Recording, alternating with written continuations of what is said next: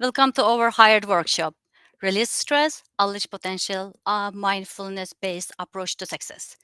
We are so glad you are here today. I'm Bahar from Hired, and I will be co-hosting this session with you. Before we jumpstart the workshop, I would love to quickly introduce Hired and how we are here to support your career journey. The great news is you have access to Hired because your university or business school are already part of Hired network, which means we are partnership to support your career development globally. Hired is a global career service hub built to connect students like you with exciting career opportunities around the world. We partner with international employers and universities to help you to discover internship, graduate programs, and full-time roles around the world. And let's start by watching a short video, and I'm sure you will get a better idea of who we are and what Hired can offer you. Meet Hired, the official careers partner of EFMD. Designed for international students seeking global opportunities and local students eyeing worldwide career paths. Through Hired, a world of opportunities unfolds with a simple profile creation, connecting students to employers worldwide. Students and alumni can be contacted by employers through our improved matching technology, or chat directly with recruiters by participating in exclusive career events. Extend the offering of employer connections to strengthen your career services and, more importantly, student career success. Hired, connecting students to a world of global opportunities.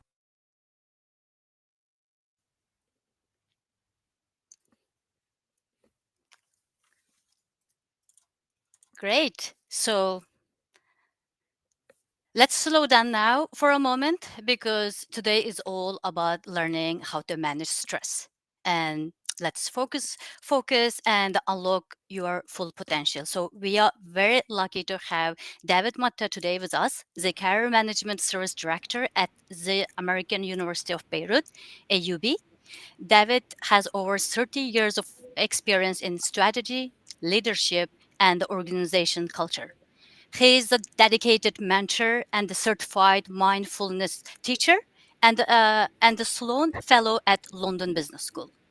So he helped embedded mindfulness, this technique, into education and the workplaces setting across Lebanon and beyond. So we are so fortunate to have him today here with us to guide us. So let's keep this session very interactive and full of fun and relaxed. So this is your space to learn and grow. And so don't hesitate to engage and ask if you have any questions. So without any ado, I will hand over to you, David. Over to you. Thank you, Bahagul. And hello everyone, and thank you so much for joining today. I want to begin by expressing my thanks, heartfelt thanks actually, to Bahagul and to all the Get Hired team, which we are proud to be part of, and for bringing us together.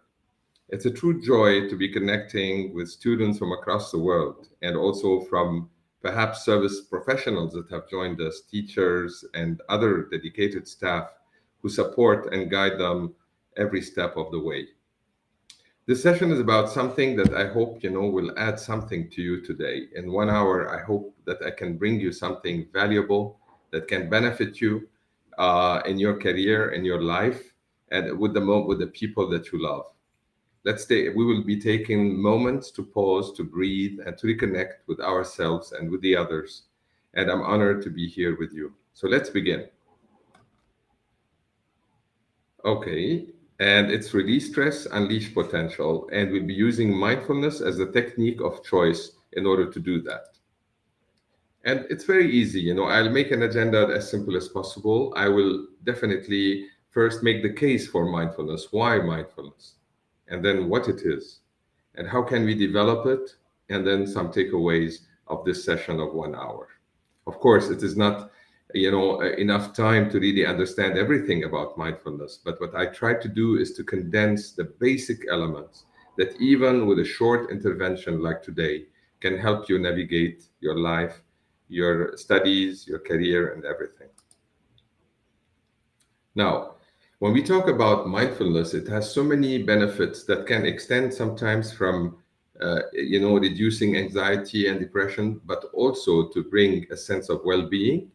And as a third step, it can also increase our potential and fulfill our potential. But what are the inhibitors? What are the obstacles to really have a good mental health and also to be able to live our full potential? One is distraction. And you know more than anybody else, Gen Z and beyond, that the social media, the multitasking, the interruptions, the mobile is happening for us all day long.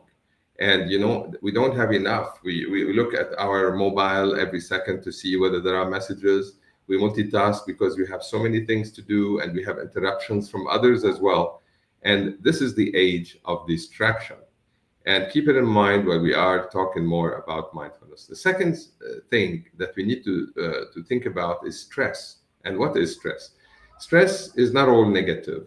We need sometimes some energy. A little stress could be very beneficial for us, but beyond a certain stage, and also for extended periods of time, and also, if you do not know how to deal with it or how to reset by sleep or by meditating or by doing something else, we will be overwhelmed and our needs will be unmet. We talk about this later. So, the stress is actually something that comes not only from distraction, but from not being able to fulfill, of working hard and not being able to rest.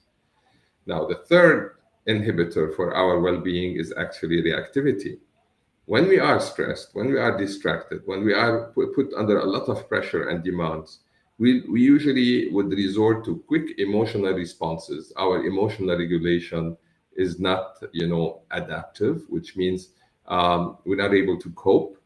And we tend also to overthink. Thinking is very beneficial, but sometimes we overthink. So this is the reactivity mode. And then what happens is to our nervous system, we start developing some imbalance. And I'll show you a graph. What does it mean to have an imbalance in our nervous system?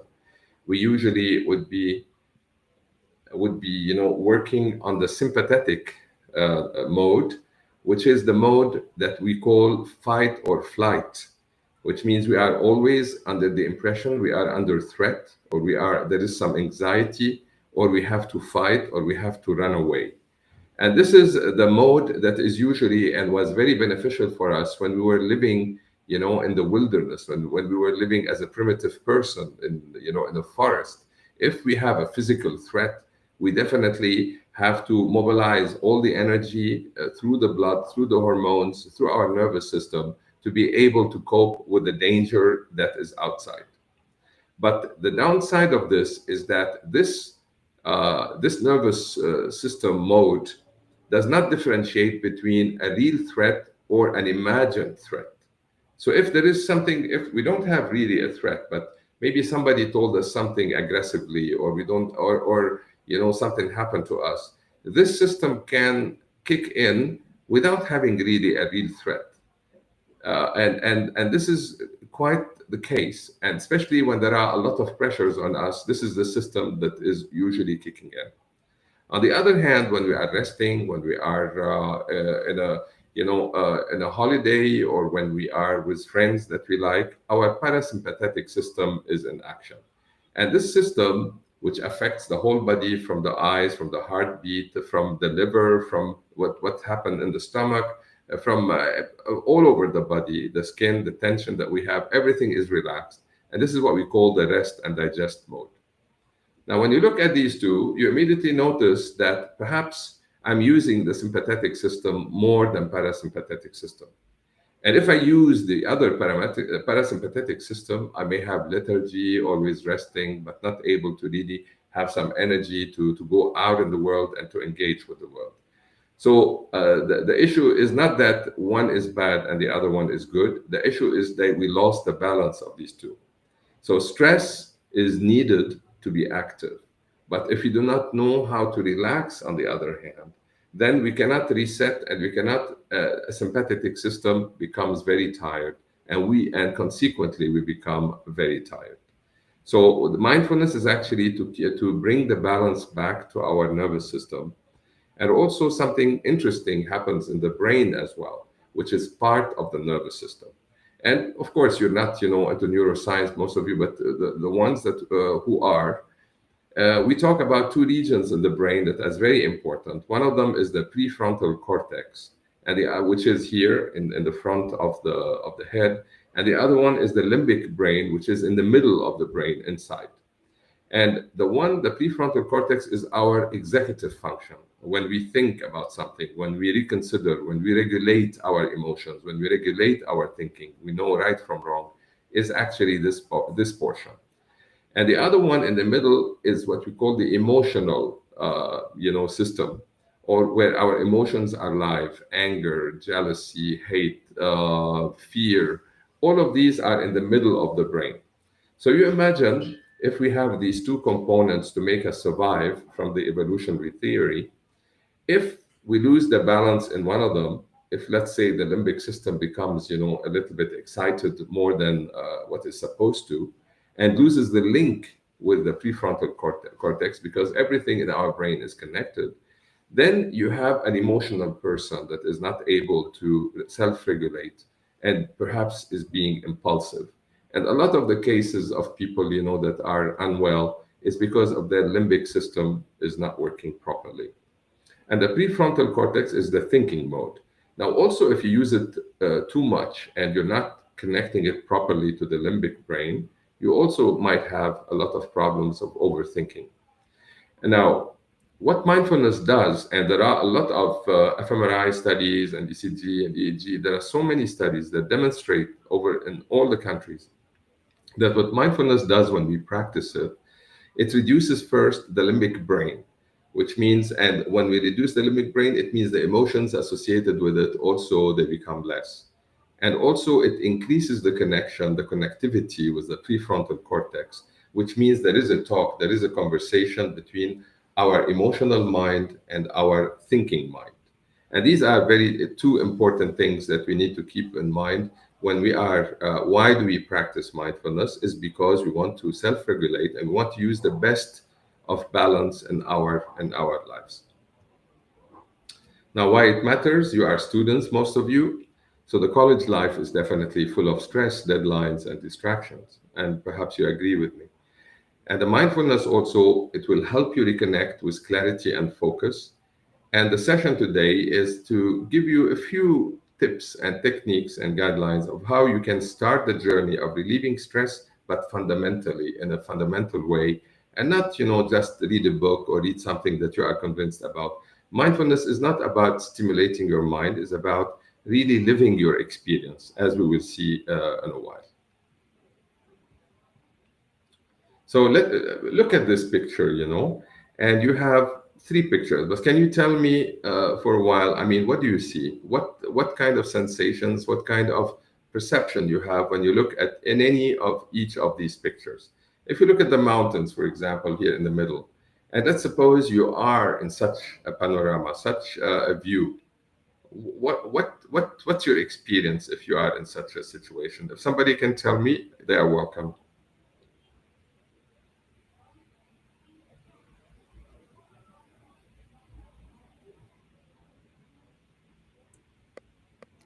Yeah, I can Yeah. say that when, Anybody say what you feel when you are looking at such a panorama, at such a view? let's see if we have anyone from the audience that would like to say something about it. Come on, guys, this is What is supposed to engaging? be the very interactive one, so feel free to say it out loud. What happens to you? Which system in your body is engaged? And if you look at the picture on the right, also the food, or the picture of two people, hugging, holding each other. So, which senses we are really here talking about? Yes, warm, yeah. And also, which sensory systems you are using when we are looking at something calm? Very good, Zainab. Okay, this is the feeling tone. But before the feeling tone, you are seeing something, right? Do you agree? So you see the mountains, you see the trees, you see the how everything is nice. You see the perhaps the sun, just the sunset. So this is seeing. And when you look at the food, I hope you like salads as well. And this salad, what do you think? I mean, which sense is engaged here? The sense of, yeah, but what is which sense? The sense of when we are eating, which sense mostly is engaged?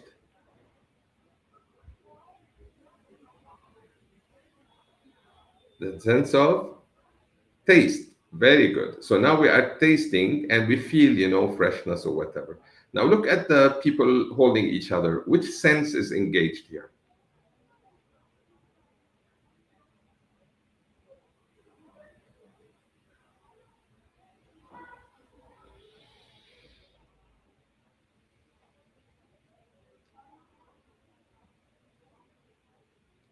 When we hold each other, which sense we are talking about?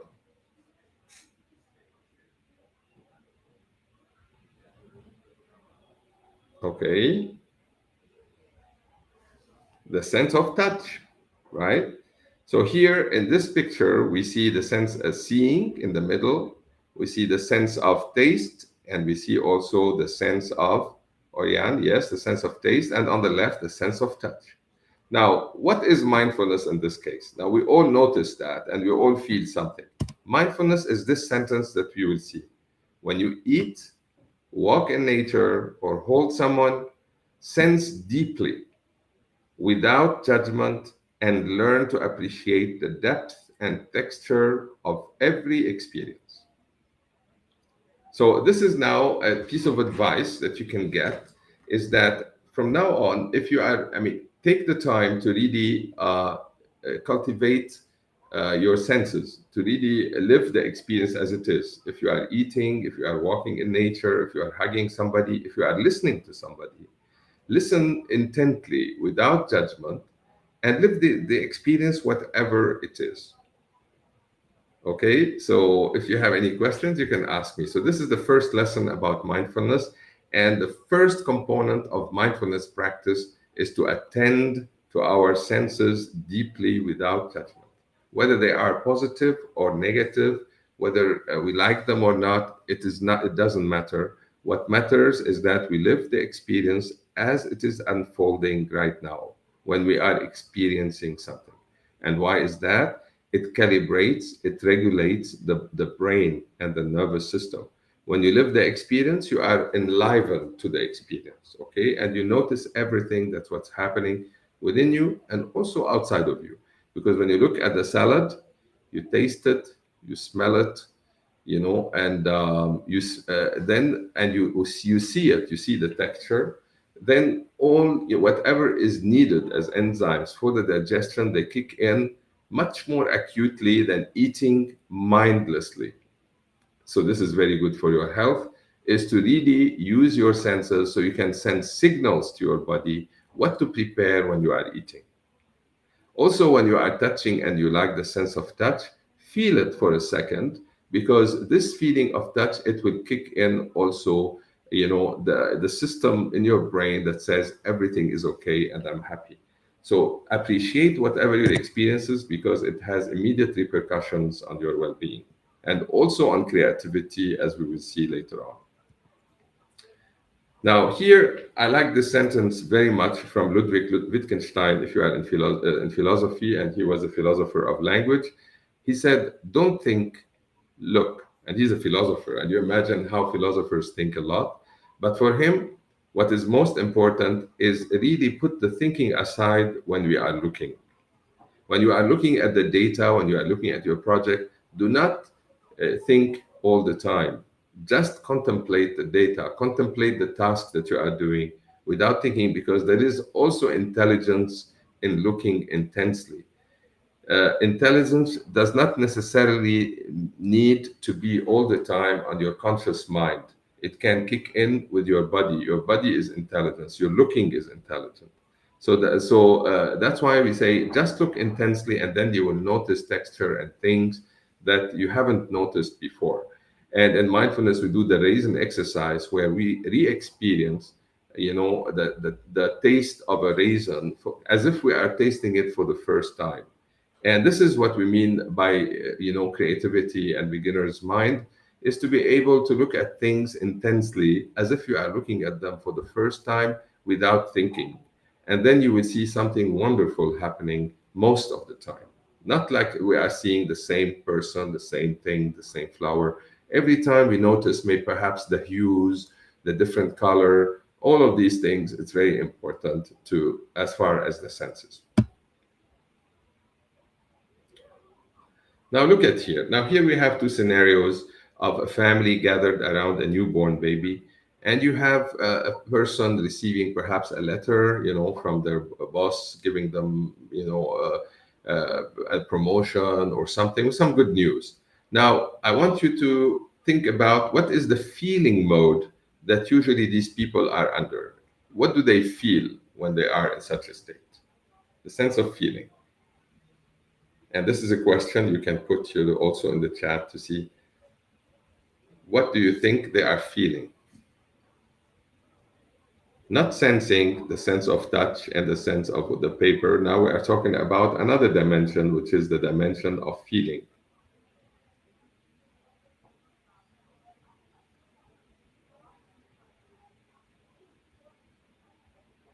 Excitement, very good.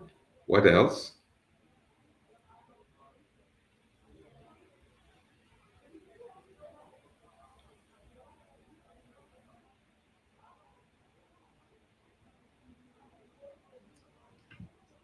Another?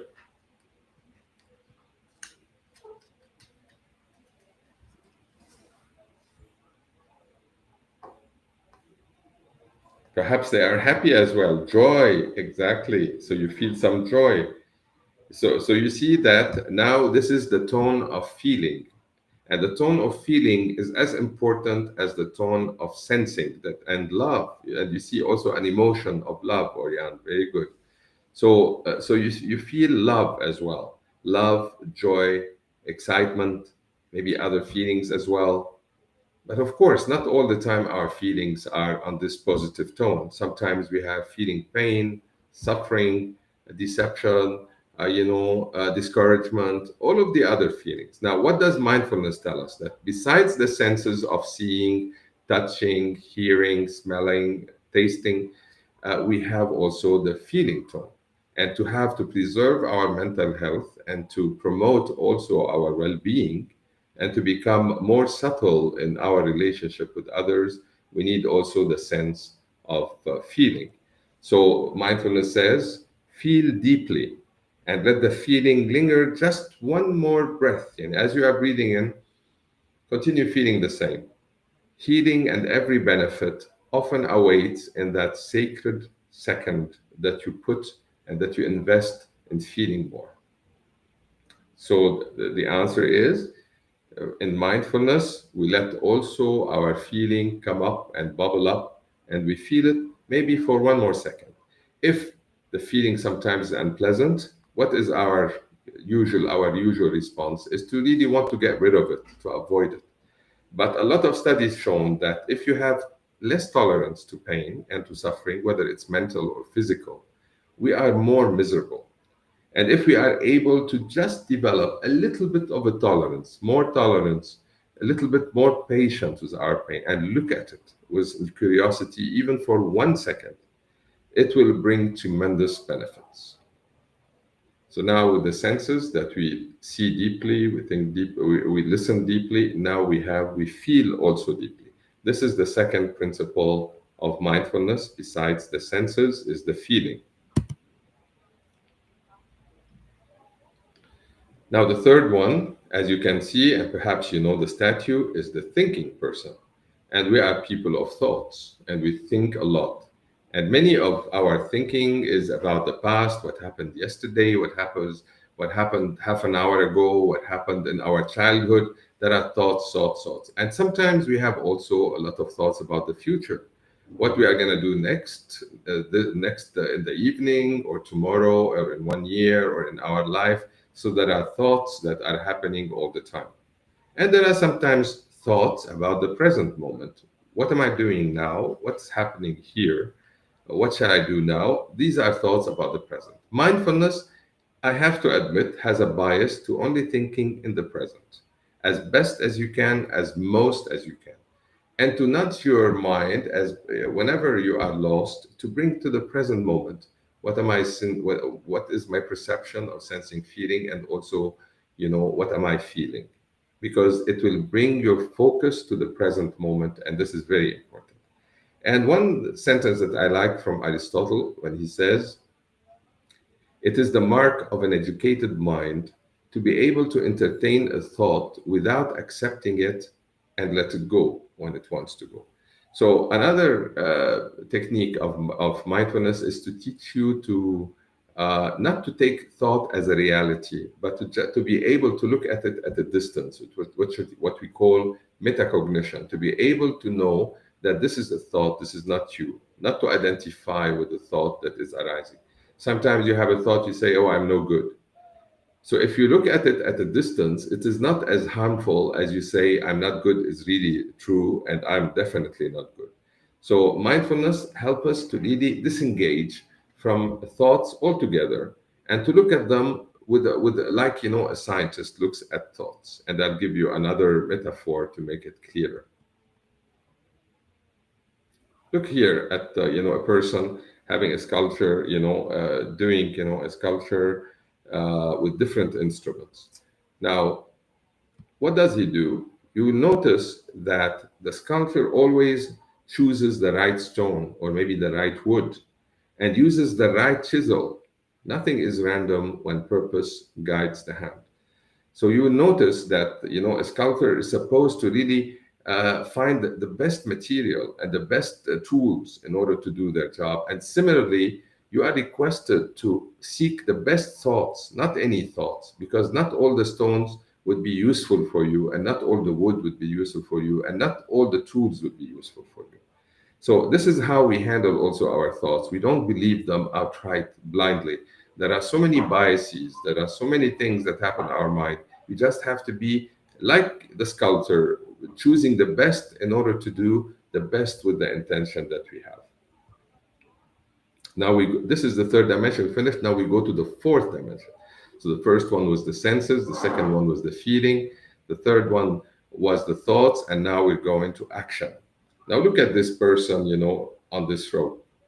And you imagine that if we are doing to do some act and that there is so much danger of falling, from here. What is the thing that we do in mindfulness? And this comes the sentence. The rope walker is aware of every feeling beneath the feet, of the sense of touch, the balance of the body, and the composure of the mind. They cannot entertain, a lot of feelings and emotions without control, without regulation and emotions. Only through such presence, such a person can walk safely. And this is the advice that we have for action. When we are active, we have to be attentive in order, on so many dimensions, in order for action to be skillful and to be successful. So if this person would be successful, definitely it has to be attentive to all the parameters that are important for walking on the rope. Now we want to win, of course, and the winner has some quality as well that we mindfulness cherish, is patience. The runner runs not only with legs, but more importantly with patience, practice, and purpose. Endurance lives first in the mind. So we know now the importance, if we want to succeed in an action and realize our potential, we need so many skills. We need to be present in the senses, in the feeling, in the thoughts, and choose the best thoughts, and also have a purpose in life and patience in order to reach our full potential.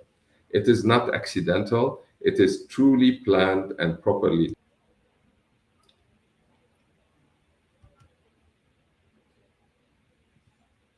Now, here comes the fifth one. So, after reaction, this is the core. And the core usually is awareness, is being attentive to the other four that we spoke about.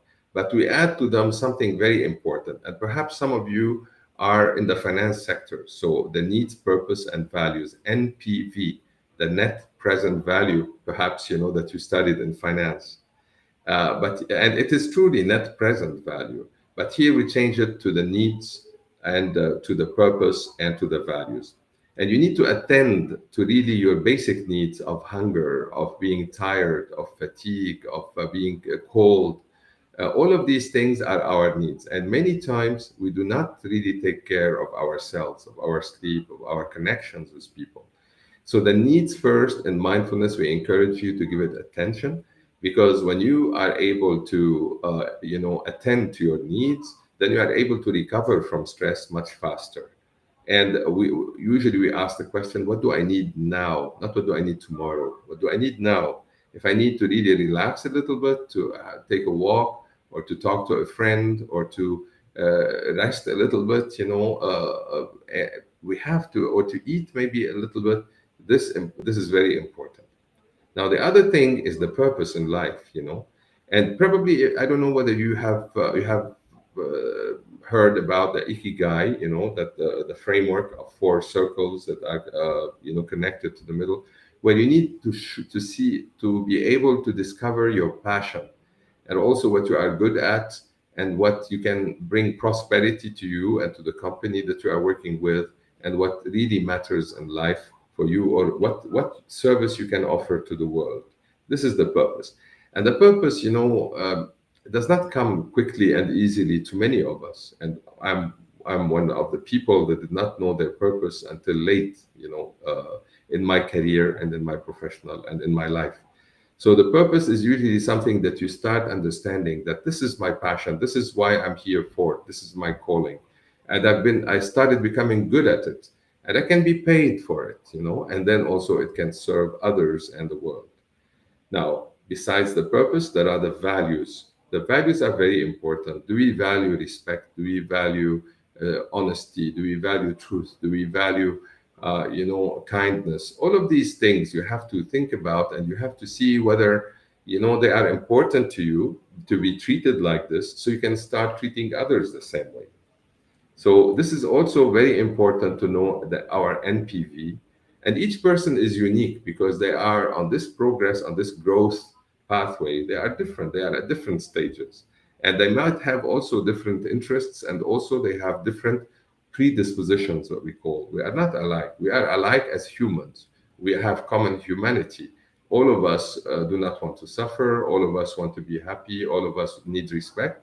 But so we start adopting some universal values, but also we might have some other values that we are having, and this is very important. Now, why this fifth core is very important?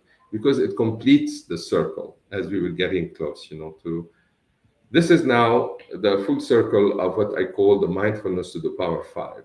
It is four circles, Venn diagram, but you have these four circles. And then you have in the middle the NPV, the need, purpose, and values. The first one is the sensory perception down below.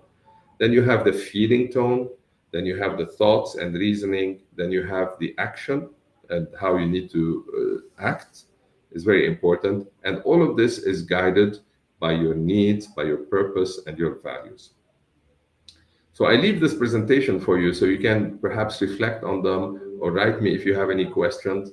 But this is extremely important to know that any experience that we are experiencing right now, or at any moment in time, actually is linked to these four, and in addition to the awareness or to the NPV that we have.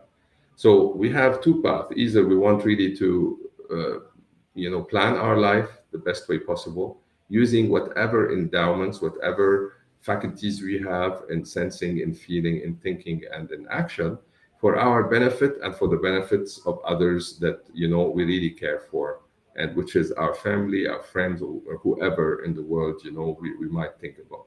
So this is a really high time, you as college students, to put in your mind that this is my life, and this is how I'm going to conduct it, and this is what I stand for. And you would see that by building this character of understanding, this mindful character, of taking care of all of these things, you'll be much better off, and you will help so many people. Another one, if I want to put them in another way, I would call it the pentagon of the five. And here there's a slight modification where I gave emotions alone, importance. But again, you have the sensory perception, the sensation in the body and the feelings, the thoughts and reasoning, emotions and moods, and then response and action. I'm still developing this model, and let's see how it goes. But because emotions by itself is very important, and a difference from feeling of pleasure, not pleasure, happy or not happy, by it being a complex, really phenomenon. Because emotion has all the other ingredients as well, and that's why in some philosophical books and the Indian tradition, it is equivalent to awareness itself. You know. So, what is mindfulness? Now we are able, from whatever experiences we have, to really get close to the mindfulness and then to the exercises that we're going to do together, two exercises. So, first, what is mindfulness? As we said, it's attention to our experience and attention to our senses, to our feeling, to our thoughts, to our action, and to our MPV. But this attention should be based on the present moment, the second component. We need also another five is to be in the present moment anchored. So every time you feel that you are thinking too much about the past and too much about the future, you catch yourself, you bring yourself to what's happening right now, right here. And you will see if you practice it, at home or at any time, you will feel, oh, there's something changing, because the thought in the past is gone already, and the thought of the future hasn't come yet. So what you need and all the assets that you have are actually the present moment. So you need to focus and invest in the present moment, because only in action of the present moment that you can go to the next step, to the future. Okay? And then the third is without judgment. Now, when you look at something, there is a moment, like, the scientists. If you know that the scientists, although they have a hypothesis, they have to be truthful in the way they investigate their hypothesis. They cannot just cook the data. They cannot be biased and cook the data to confirm their hypothesis. They have to be open-minded, and also, use the principle of falsifiability to see whether actually the hypothesis is wrong rather than whether the hypothesis is right. So without judgment is basically, do not go into situations with others or with yourself with preconceptions about what happened with this person or in this situation yesterday and before yesterday and as I was a child. There is a moment where really you have to look at it without preconception. And really, when you are able to look at situations as if it's tabula rasa, as if it is a fresh beginning, you will be able not to make enemies for a long time.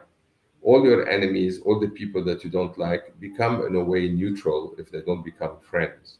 Because you are not judging them harshly. You don't want to lose the person. You don't want to label them so much, or label yourself and judge yourself also harshly, because this is not true.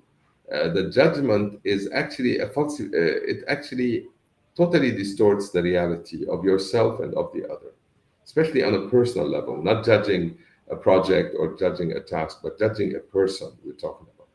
And then as we act, we need to be gentle with ourselves, gentle with others, really take the time to not be harsh when we speak with others, when we speak with ourselves also. This is also a mindful principle. And then curiosity. If we want to discover our potential, we have to be curious about knowledge, curious about the other, and curious about any assignment that we do, to do it the best way and to learn from it the best way and to see what we have learned from it. Yes? So attention to the present moment, non-judgmentally, and when we act with gentleness, and we keep a curious mind and an open attitude. Now we get close to our first exercise, which is about, don't try to control the breath. Breathing happens on its own. So let the breath breathe you. So now we'll do a small exercise in breathing, and I invite you all to sit, in your chair in a comfortable position. If you're sitting on the floor, cross-legged, you can do that. But do not be, let your back as best as you can and your spine be perpendicular to the floor, and your feet also firm on the ground, both feet. And what I encourage you is to remove anything that blocks, your hands or your feet. So if you have your mobile, books that touching, or your hands are touching the table, just release yourself and have also your head as perpendicular, at the same line as your spine. And I invite you to, relax your shoulders, neither uptight up nor too much down, just relaxed. And also your hands on your knees, or maybe touching each other, you know, in your lap. And also, if you can have a little smile on your face. Some studies have shown that you don't necessarily need to be happy to smile. Many times, if you smile, you make yourself happy. Yes, and the first time I heard it was at Oxford, with Mark Williams, a big cognitive scientist. He gave us a simple exercise of using the pen either like this and then detect what's happening, or like that. Even the grimace, even to fake, a smile, makes the person happier, because it sends through physiology, through whatever you are doing as behavior. It sends signals to your mind that things are okay. So this is a simple and free exercise. Every time you are totally unhappy, put this like this, and then you will be a little bit less sad. Yeah. This is just, to tell you that the body, in a way, you can really mold it the way you want. And it is clever in the sense that everything is connected. So whatever you do in your action has impact on your mind. Yeah. So now I invite you to really sit as I told you. And if you want, you can close your eyes altogether, or you can keep them half open, looking downward, not looking upward, looking downward. So you can have a little bit attention to your body signals. And I will guide you in a few minutes through this exercise. So as you are seated in the chair, let's say you are in a chair, you notice the body sitting in the chair. And bringing your attention to your feet, touching the ground, the floor. And what I want you to do is to feel your feet, the sensation in the feet, not to think about the feet. So you direct your attention to the feet and the contact area of your feet with the ground. As best as you can, you put your attention in that area. Perhaps you would feel a little bit tingling. Perhaps you would feel heaviness or lightness. Perhaps you would feel some warmth or cold. It doesn't matter. What matters is that whatever is arising in your experience, in the field of your experience, you accept it as your experience. And if you're not feeling anything and you're finding difficult, also it is good. This is mindfulness, because you're just living your experience. So mindfulness is not to judge your experience, is not to analyze it. It's just to feel whatever you are feeling right now, right here in your feeling, in your feet.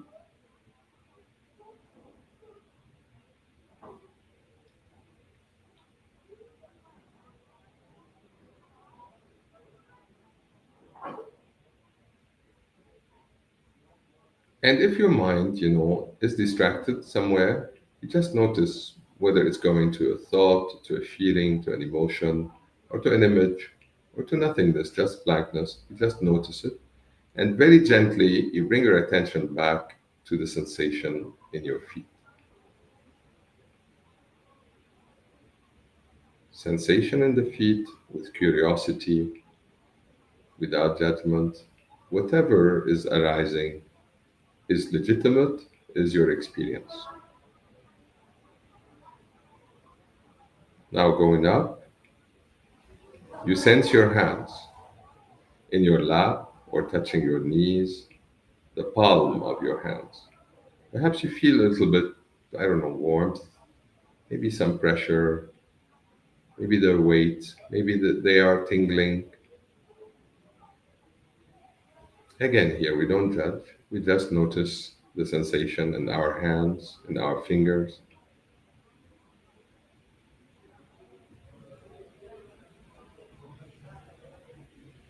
And we breathe naturally in and out as we notice our hands. Sensation of our hand, the sense of touch. And now we go up, if we want. We go to our nose, to the nostrils, to the air that is getting into our nose and coming out as we breathe in and we breathe out.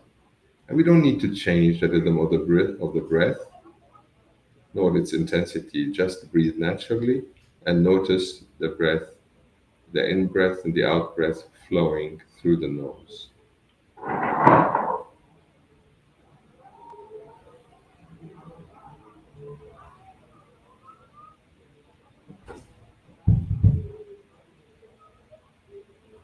Very good.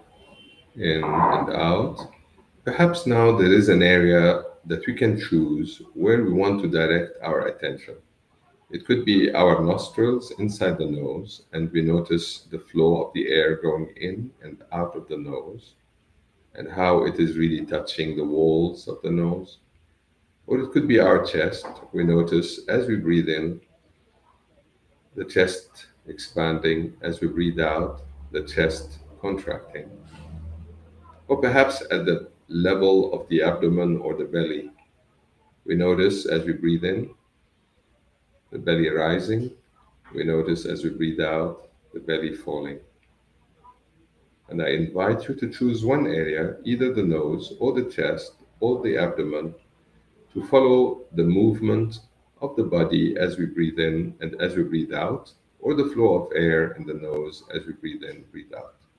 And do it for 5 cycles of in and out by yourself, just noticing the breath in your area of choice. And try to keep it on that area for the 5 cycles. Doesn't matter which one you choose, perhaps the one that you feel most comfortable with.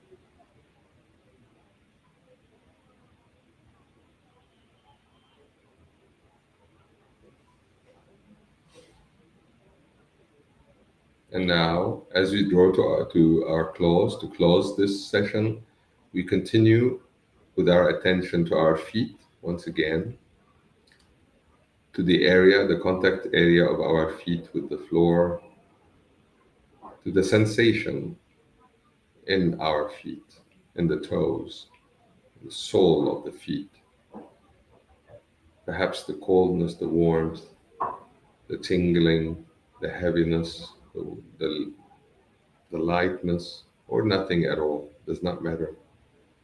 Just with the sense of curiosity to feel, to sense, and not necessarily to think.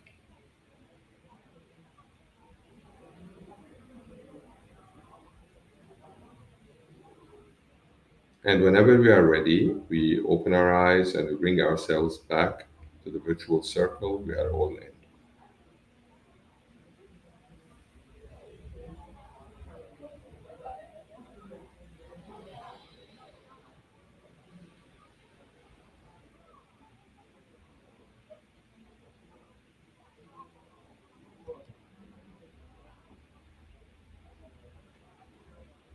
Thank you. I can't see you, but I hope you have all opened your eyes or take your time. This is the mindful exercise that I'm also giving it to you on the mindfullebanon.com. It's a 5-minute exercise that is a little bit similar to what we've done today, and it's free, so you can go to the site and you have the presentation as well. I sent it to Bahar Gül, so you can go to the site and practice it whenever you feel like practicing it. And as we said, mindfulness has deep impact on your brain, on your nervous system, and on enlivening, the mindfulness to the power of 5, your senses, your feelings and emotions and your thoughts and your action. It becomes more thoughtful and also more mindful, we say. It's better than we say more thoughtful. And if somebody would like to really tell us in 1 word or 2 words maximum, what did they feel through this experience? What happened to them in these few minutes of mindful breathing? You can write in the chat or say something also if you have access, if you are unmuted.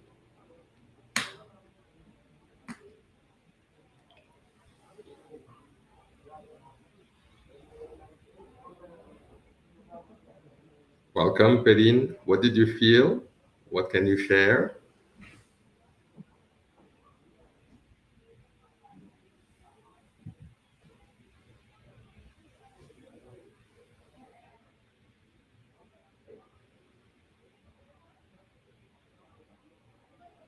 Anybody else? What was your experience like? And to be able to describe it also is healthy because we need to label our experience, therefore become closer to ourselves. Yeah?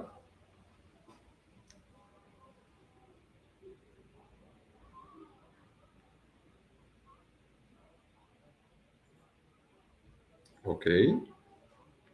Anybody else like Perrine? Relaxation? Or could be different. Amazing, Hussein. Very good.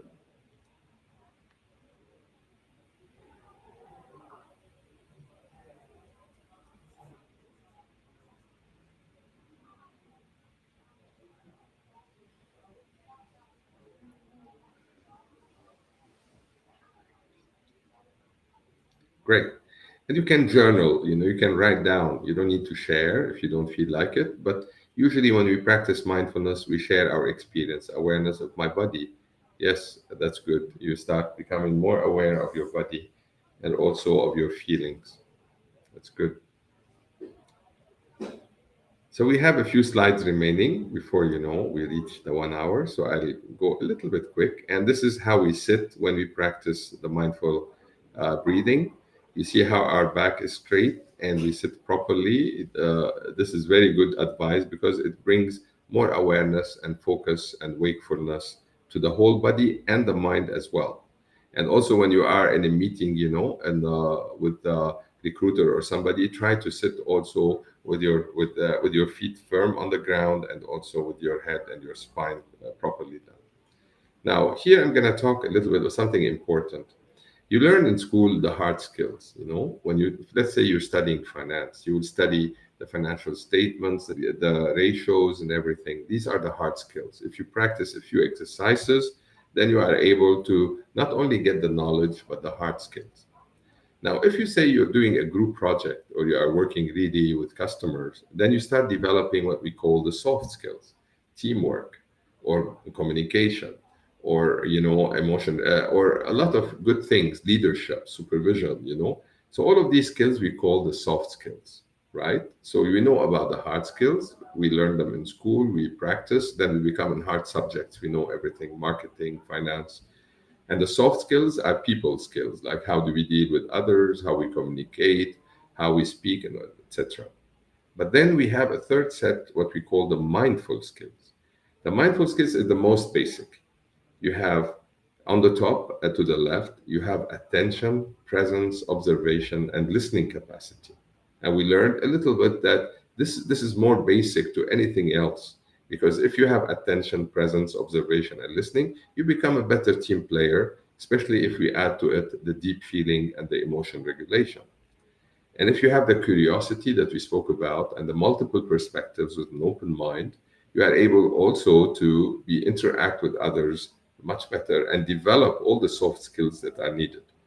And if you have attention to your action and kind action and skillful action, then you'll be successful, more successful, and your potential will be realized. And the most important thing in mindfulness is what we call the metacognition, which is the capacity to observe yourself and to observe better yourself and others without judgment. Mindfulness is not to observe because all successful people have good attention. But the difference is that if they are self judging and hyper vigilant without really being kind to themselves, then it's a sickness, it's a mental illness. So attention alone is not enough. It's attention without judgment that is very important. So now here I invite you, and I will leave you also with this, is to really state your name. I, for example, David Matta, commit to the following if you feel like it. When I sense, I will sense deeply, honoring the moment without rushing or judging, allowing myself to truly receive what is there. If you can say it, these are commitments you can repeat daily if you want to, because you want to sense really the world as much as you can. And when I feel, I will feel fully. letting emotions pass through me with patience, and pausing just one more breath to learn from them.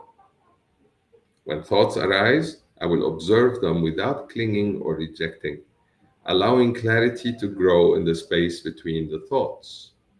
When I act, I will act consciously with care and attention, choosing actions that reflect who I am because the NPV and what I stand for.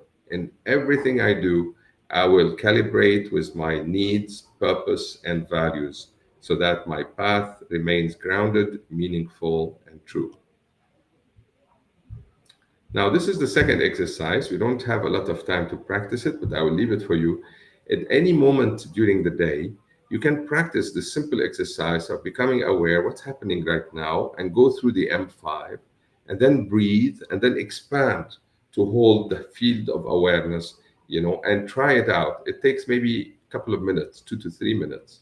Follow the instructions and you will have a lot of benefit by mindfully pausing as many times as you want during the day. You are, like walking from one class to another, you can just become aware what's happening right now, you know. Bring your attention inward to the M5 and then breathe. The breathing that we learned, you breathe, yeah, on any level, either in the nose or in the chest or in the abdomen. And then you expand your awareness outward again, but the whole body, your posture, and the room, the world, you just expand. Okay, this expansion is very salutary. You would feel a lot of joy and a lot of happiness that now you are able to bring your attention inward and then you're coming out again to re engage with whatever is happening outside. You can do it when things are okay, you can do it when things, you feel you are overwhelmed by something. So, what are the takeaways of all of this session today? Is attention is your most important resource. Mindfulness helps you develop your full potential. Develop a new relationship with the M5 elements, the sensation, the feeling, the thought, the action, and the awareness or the NPV. Cultivate the mindful attitudes of non judgment, patience, kindness, and all these things and jumpstart the mindful feedback loop through reflection and journaling.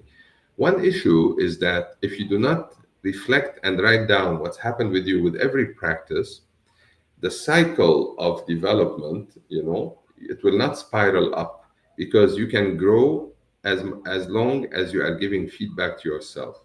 Not feedback of good or bad, but feedback of just registering your experience and how you handled it.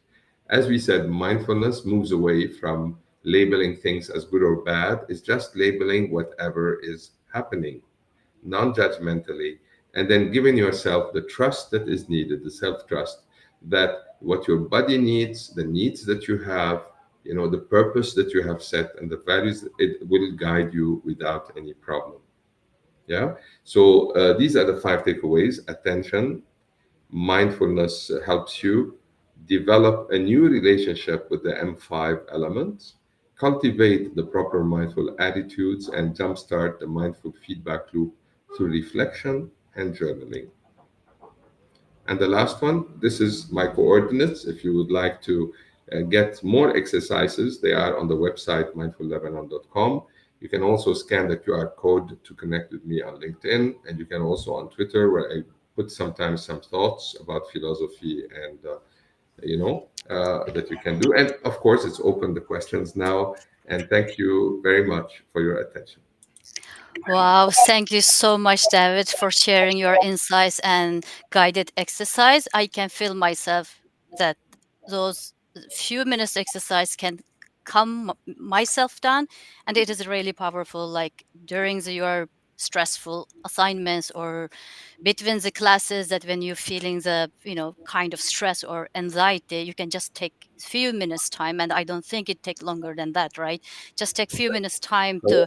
practice the breathing exercise or mindfulness exercise to just calm yourself down, and you can do even better. So thank you so much, David, for this, and thank you everyone for participating, and including my colleague Janice's behind the scene that making this workshop possible. And before we wrap up, of course, we are open for the question. At the same time, while we are waiting for questions to come, I would like to remind you all that upcoming global fair in April and registration offer open for you already. So make sure register at your hired platform and get ready, because we are welcoming around 40 to 50 companies, and over 1,000 jobs opportunities will be available for you over there, and along with live webinars and the recruiters that you can chat with. So make sure to participate. And so if we have any questions, we are more than happy to answer this question. Do we have any questions from the audience? Otherwise, the recording of this workshop, as well as David is so kind enough to share the presentation with us, as well as some exercise sheets that which he shared with us. And we will make it available for you, and we will send you follow-up email with the recording as well as the presentation, so you can watch and practice whenever and wherever. Thank you so much, everyone. Take care. Until next time. Bye. Bye bye.